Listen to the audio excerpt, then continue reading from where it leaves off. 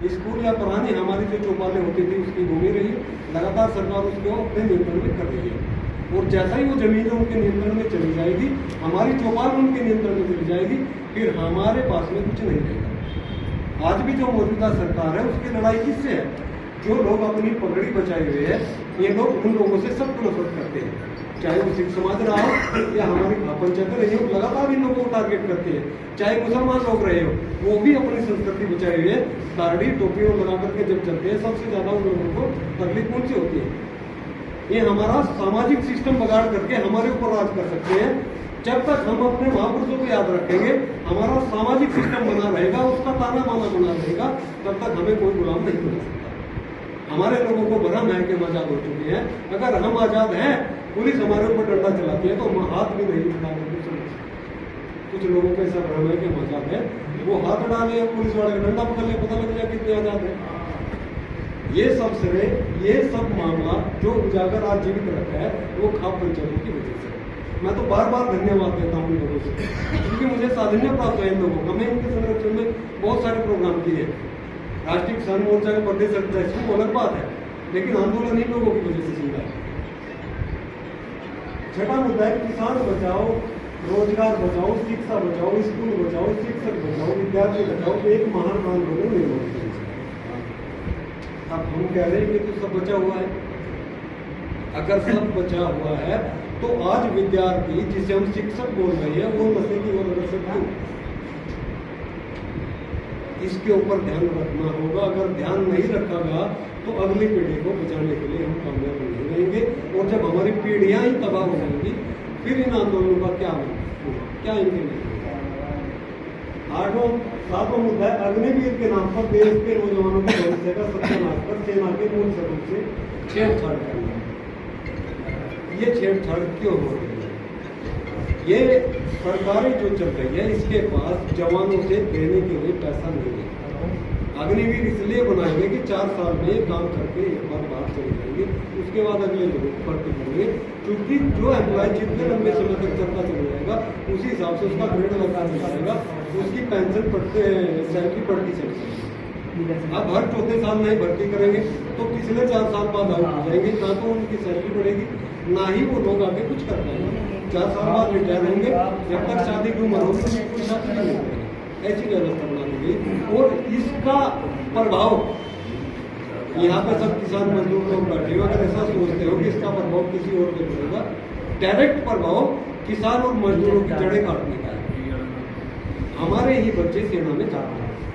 8वां मुद्दा है आज नशीले पदार्थों पर पाबंदी लगाने के बजाय मनवादी सरकारों के द्वारा नशीले पदार्थों को दुष्चक्र में फंसाकर नौजवानों का सिर्फ भविष्य के साथ नहीं बल्कि भारत के भविष्य के साथ निर्माण किया जा सकता है। ये मुझे अभी इसी लाइन में कहते हैं किस तरीके से इनको हमें टारगेट करते हैं। महापुरुषों के नाम पर सामाजिक विभाजन पर अंकुश लगाने के लिए मूल्यवासी समाज के समेत सभी महापुरुषों के जीवन चरित्र और उनके संघर्ष पर आधारित संयुक्त कार्यक्रम चले।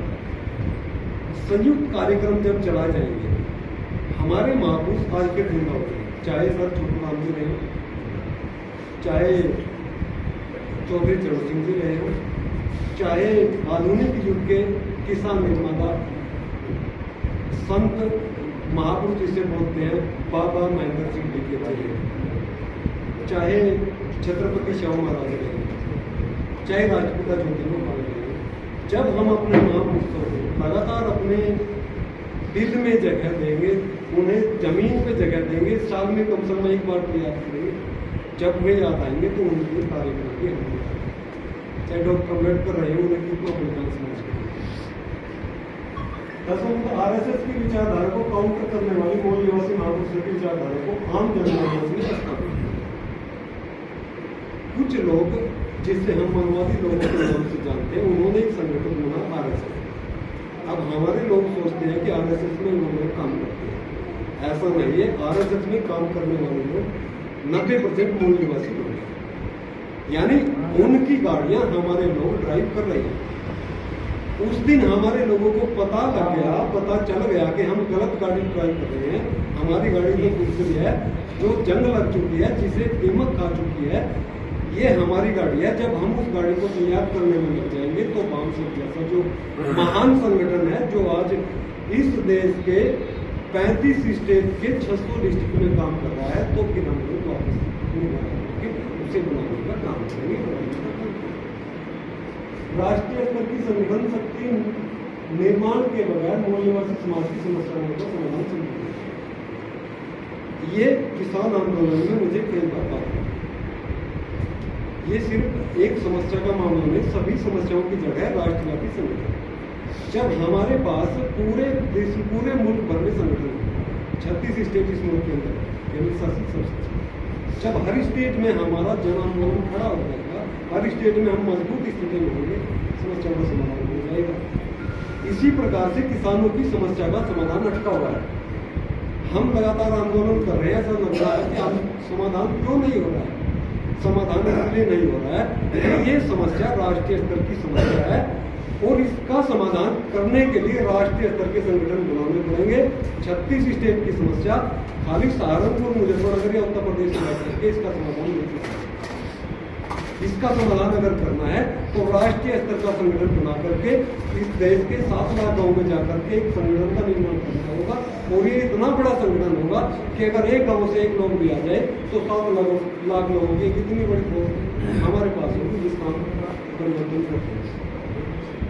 तो साथियों, आपने मुझे सुना, धन्यवाद, आभार, जय।